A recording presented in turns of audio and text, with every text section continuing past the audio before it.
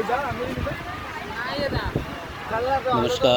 आप भोला कुमार सोनार की आवाज़ सुन रहे हैं और अभी इस वक्त हम सिंधु सागर के अलीबाग में कीहिम बीच के तट पे हैं। शाम का नज़ारा है। मनुष्य प्रजाति अपने परिवार के साथ समुद्र तट पे संध्या का आस्वाद ले रहे हैं। समुद्र की लहरें अपने अलग तूफान पे हैं। सूर्य मानो जैसे कल फिर उगेगा एक नई किरण के साथ, उसके साथ वो ढल रहा है। पंछियाँ अपने अपने घरों की तरफ बढ़ रही हैं, किंतु मानव प्रजाति अब भी पूरी सादिकता के साथ सूर्यास्त का उस सुनहरी किरणों का आनंद लेना चाहता है। सुनहरी किरणों में स्नान करके मानो जैसे वो धन्य हो जाना चाहता है। कुछ बच्चे अब भी रेत में खेल रहे हैं। इसमें कोई शक नहीं है कि पंच महाभूतों से बना है शरीर पुनः पंच महाभूतों में मिल जाएगा। आपको पता तो होगा ये पंच महाभूत क्या क्या है, जिसमें पृथ्वी है, जल है, अग्नि है, वायु है और आकाश है। जब कभी मैं सोचता हूँ आज के मानव के बारे में, तो अनादिकाल से मानव विकास पे नज़र पड़ती है। अलग अलग इतिहासकार, अलग अलग विचारकार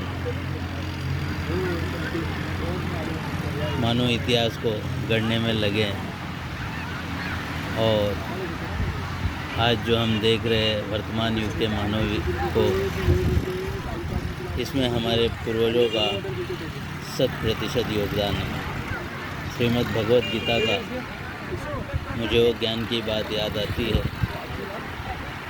84 लाख योनियों द्वारा हमें मानव शरीर प्राप्त होता है।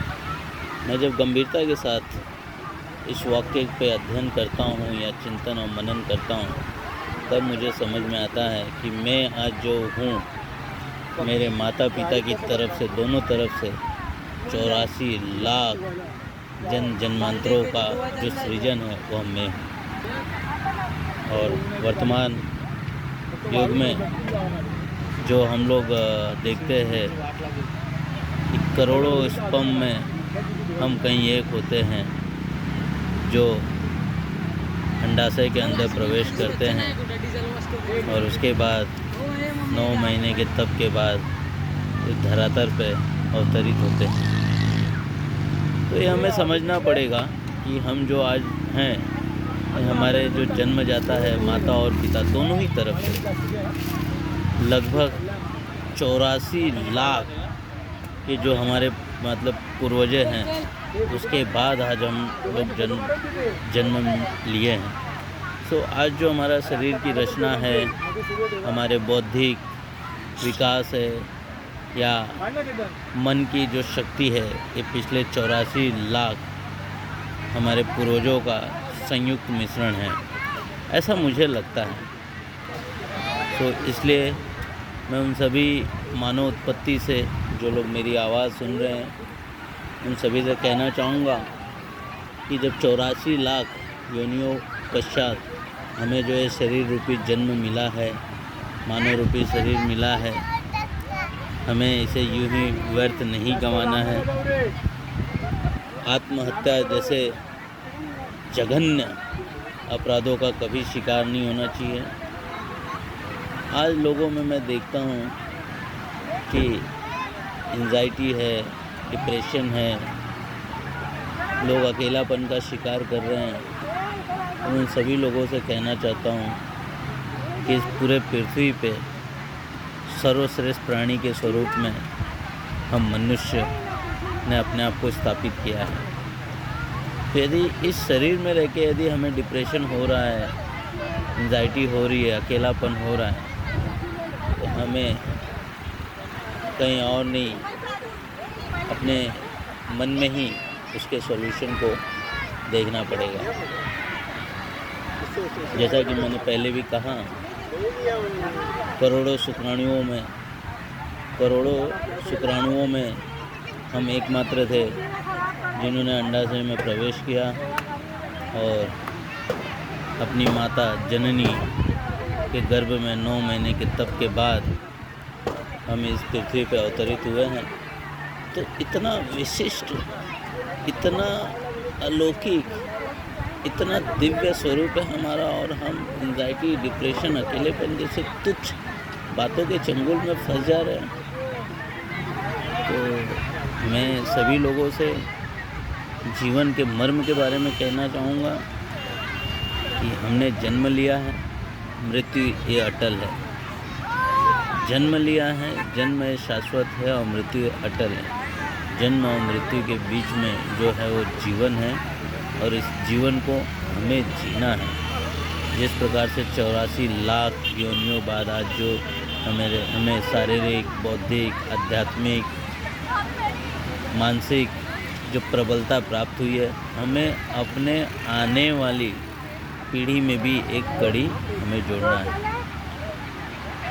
आप जैसा देख रहे हैं, सामने समुद्र दिखाई दे रहा है। यह सिंधु सागर है, जिसे लोग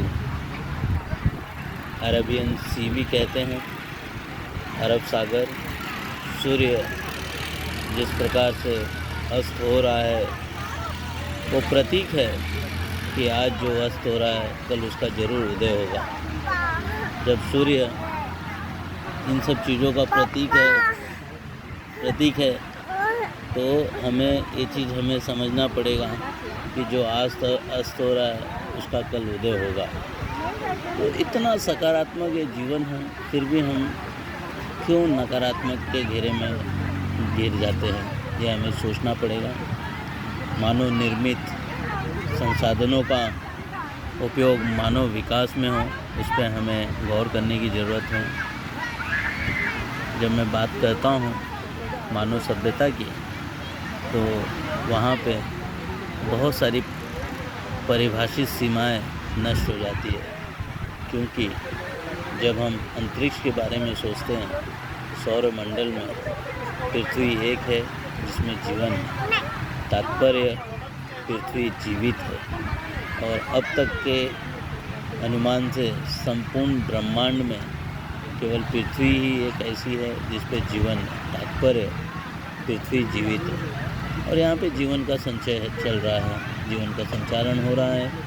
तो इस जीवन को हमें जीना है। ध्यान रहे, मन, क्रम, वचन और वाणी से कभी किसी का दिल ना दुखे, कभी किसी का नुकसान ना हो, और ऐसे किसी भी कृति का जाने या अनजाने में हमें भाग नहीं बनना है जिसके वजह से हमारे धर्म, संस्कृति या राष्ट्र या मानव सभ्यता पे आँच आए। हमें उन सभी सकारात्मकता का कारण बनना है जिसके वजह से मानव जीवन सफल, सुखी और आनंदमयी हो। इस पृथ्वी पे सर्वोत्तम रस प्रेम रस के बारे में कहा गया, लेकिन आपको पता है सर्वोत्तम रस प्रेम रस ये क्यों है? क्योंकि प्रेम रस में ही वो परमानंद की अनुभूति होती है। आप देख रहे हैं किस प्रकार से उस सूर्य को मानो जैसे वो समुद्र की गहराई में कहीं छुप रहा है, कहीं गोते लगा रहा है। कभी अपनी कल्पना से कुछ भी गढ़ सकता है, मानव के मन को थोड़ा अच्छा लगे इस प्रकार से वो बातें करता है। लेकिन वैज्ञानिक दृष्टिकोण से हम देखते हैं कि सूर्य अपने दीर्घिका के चक्कर लगा रहा है, और सूर्य का चक्कर हमारे सौर मंडल के सभी 9 ग्रह लगा रहे हैं, और 9 ग्रह में हमारा पृथ्वी इस सूर्य का चक्कर लगाते लगाते वो खुद का भी चक्कर लगा रहा है, अनजाने में वो दीर्घिका का भी सूर्य के साथ चक्कर लगा रहा है। हमारी चंद्रमा पृथ्वी का चक्कर लगा रहे हैं। बहुत ही अलौकिक वातावरण है। सूर्य की जो लालिमा पानी के उस क्षितिज पे फैली हुई है, आप देख सकते हैं उसका कितना ही एक अलौकिक स्वरूप है। यहाँ पे मैं आखिरी बात यही कहूँगा कि अपने जीवन में हर एक काम कीजिए जिससे आप आनंदित हो, लेकिन स्वयं के आनंद के लिए किसी और को दुखी देना, दुख करना वो अलग बात है, अच्छी बात नहीं है। बहुत बहुत धन्यवाद। इस ढलते हुए सूरज के साथ आज का ये कार्यक्रम हम यहीं समाप्त करते हैं। जिस प्रकार ये ढलता हुआ सूरज फिर उगेगा, ठीक उसी प्रकार मेरी वाणी फिर से आपको सुनने को मिलेगी। बहुत बहुत धन्यवाद।